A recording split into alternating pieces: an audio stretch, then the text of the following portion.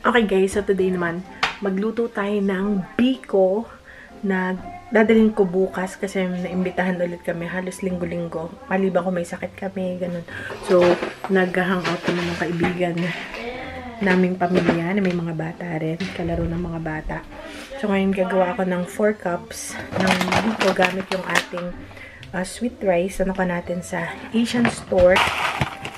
So, pangalawa na to.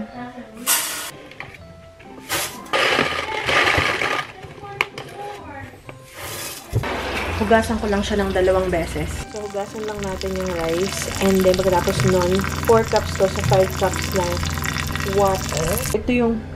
Ito yung sabaw ng aking rice. Hugasan ko pa siya ng 1 pang beses.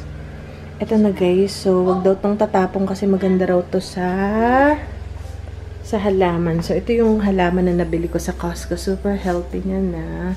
So, siya yung ating idilig.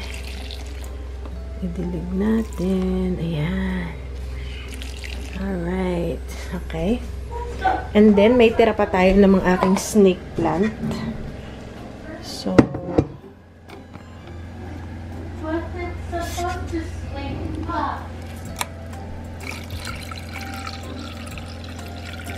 so ito sa okay, kasi 2 lang yung halaman ko. So, ito guys, yung aking snake plant. Hindi ko ito masyado dinidiligan kasi nga, hindi naman kailangan diligan siya. Yung mga, ano to ng mga bata, yung mga gems, mga stones na inipon nila before, collection nila. Sawa na sila, hindi na sila nagagawin. So, nilagay ko lang dito sa snake plant. Ayan guys. So, ito pa yung ating rice water kasi 2 hugas. So, maganda rin daw yung panghilamos. So, huwag nyo rin itatapon. And also sa buhok. Pampaganda rin daw yun ng buhok. Okay. And also, syempre, sa muka. So, hilamos natin.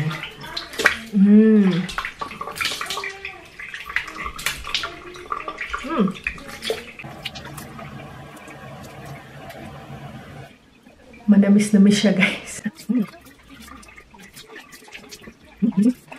Okay guys, ayan. So don't judge me. Ang gamit ko ay paper towel. Which dapat hindi raw, pero wala eh. Dapat yung cotton. Pero okay lang kasi yung mukha ko sanay siya sa paper towel. So very, ano siya, refreshing. 4 cups siya. So lagyan natin ng 1. Teka lang, 1, 2, 3, 4, plus 1. Ayan. Buksan na natin guys tong ating canned na. So, ilagay na natin din to sa ating lutuan. So, dapat 4 cups kasi. So, hindi ko alam kung 1 cup ba to. Okay. So, tama naman pala yung dami ng ating coconut milk kasi hindi pa siya. Actually, masyadong marami yata yung ating. So, yan ay 2 cups na. 2 cups. Maliit kasi yung ating 3 and then 4. Okay. So, sasaidin ko pa siya actually. Wait lang. So, pinapainit ko na siya. Ngayon, papakulin lang natin ito. Gagawin natin siyang yun nga, yung latte. And then, ito lalagyan natin ng 1 cup na sugar or 1 cup and a half. So, ito na yung 1 cup of sugar. Hindi pa siya puno. So, malamang ano yun ko to. Dadagdagan ko pa ng kalahating cup para baka naman kulang sa tamis pag 1 cup lang. And then, sugar ito. Lagyan natin ang sugar. And then, yung ating and then, pagkatapos nyo, guys, kung nilagyan natin yung kanin, kung nilagyan natin. Okay? So, kung nilagyan natin. Ayan. Yung sugar. Yung sugar. Alright. And then, mas. Lagyan natin. Okay. Siya parang gusto niya.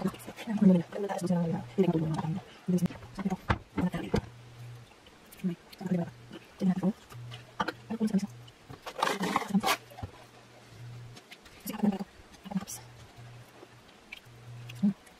ito na yung kanin. Ayan, oh. Medyo malaboto pa siya kasi lulutuin pa natin. Bumubulak na. So, ngayon kukuha tayo ng pang-toppings natin. Mamaya.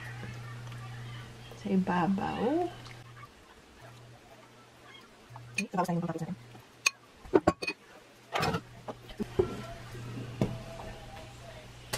Oops. This. Wow, makunat.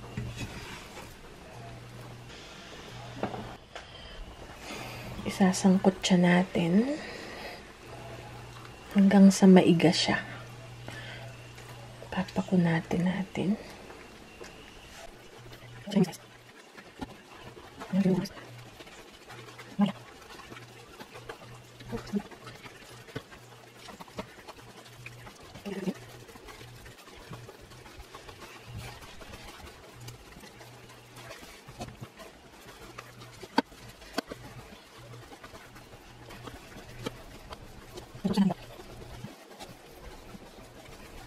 Ito naman kumukulo na rin. So, make sure na haluin natin para hindi masunog. Hanggang sa ma-reduce. Halo ng halo. Hanggang sa kumunat siya, guys.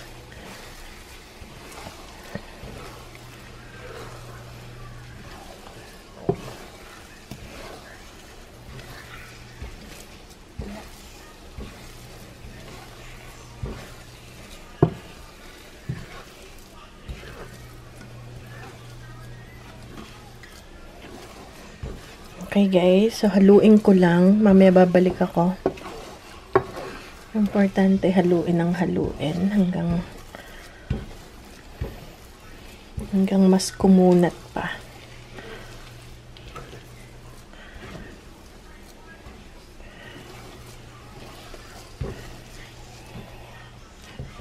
Okay guys. So yun guys, makunat na ang ating sirup na may So tapos na iyan natin siya. Hindi ko lang kasi lang siya susunod. Tapos na siya. Tapos na siya kasi ng ating lagyan. Okay. Okay, so ito naman natin. At yung itatap natin, dinagdagan ko rin asukal. So yan yung caramel. Yan yung medyo magpapatamis pa sa ating biko. So yan guys.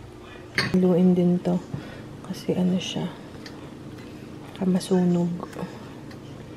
Okay. So, ito na yung lalagyan. And then, yan na yung ating ililipat dito. Yan. Isang isang square, tsaka isang bilog. So, ginagawa ko pa yung latte. Oops. Okay. Yan. Yan, isa. So, natin guys, kasi hindi ko natin maganda. Okay, lagyan natin. Okay, lagyan natin dito. Ito yung lapit. Lagyan natin.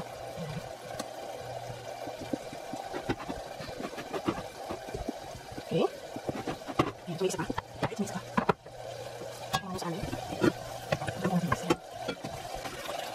Okay, so nalagyan natin.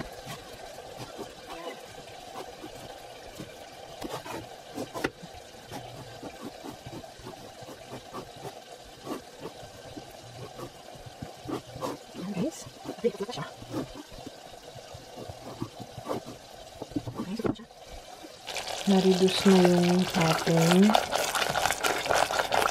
separate na sauce ng caramel. Hindi siya maitim, which is okay lang. Wala eh, ganun talaga. Yan ang lumabas sa suma. Okay, so ipa-flat ko lang siya.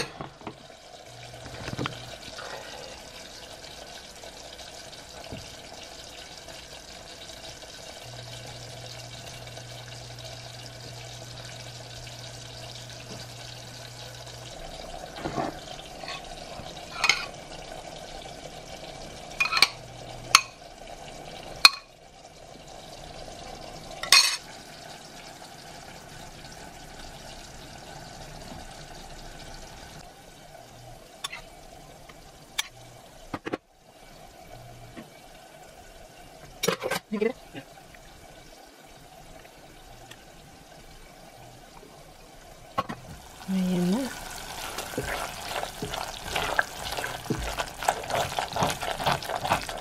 Para di masunog. Nagbubuo-buo na, guys. Ayan na. Tatanggalin ko lang yung oil. Drain. Wow. Ayan na ang latek natin. Ayan na ang latek, guys. Ayan.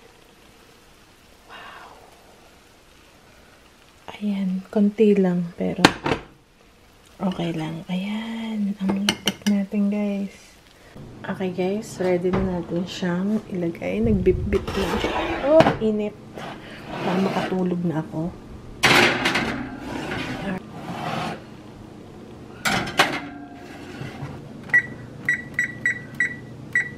Maybe 6. Ito na yung latik. Isang lata yan lang. Pero at least, na-try ako. At least na-try ko first time kung gumawa ng latik. So, yun guys. May pinanood lang akong video kung paano. So, yung kanti lang, ibubudbud lang natin. So, ito na guys. Hindi ko lang kung napakita ko kagabi nung niluto ko tong ating sinokmani. Ayan na. Tapos, ito naman yung sa amin. Tinikman ko, masarap siya. Ayan, guys. Hinihiwa-hiwa ko. Tapos, lagay ko yung latik dito. Ito yung dadalhin natin. Okay. Gilit-gilit.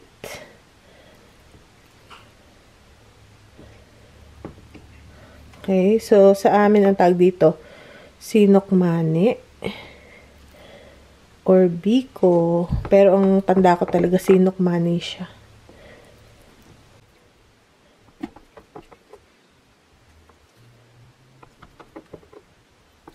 Okay.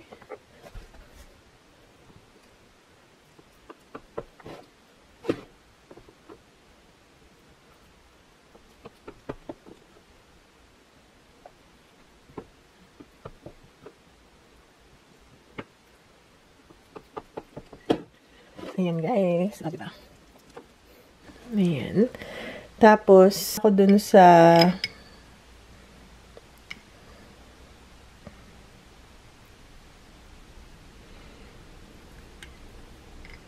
latek. Nilagyan ko na siya ng latek. O, diba? So, ready na. Ayan. Lagyan ko na siya ng plastic para may pagdating nila, pwede nang dalhin. Ito naman yung sa amin. Sa tikman natin. Though, natikman ko na siya. Masarap siya, guys.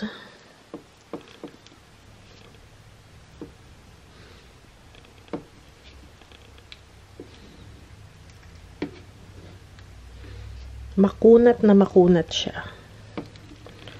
So, that's good.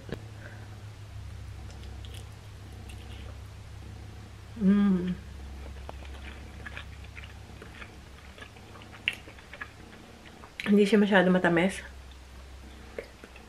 Pero dahil yung latek, nilagyan ko rin siya ng mixture, yung mixture ng yung parang may gatas. Masarap yung latek.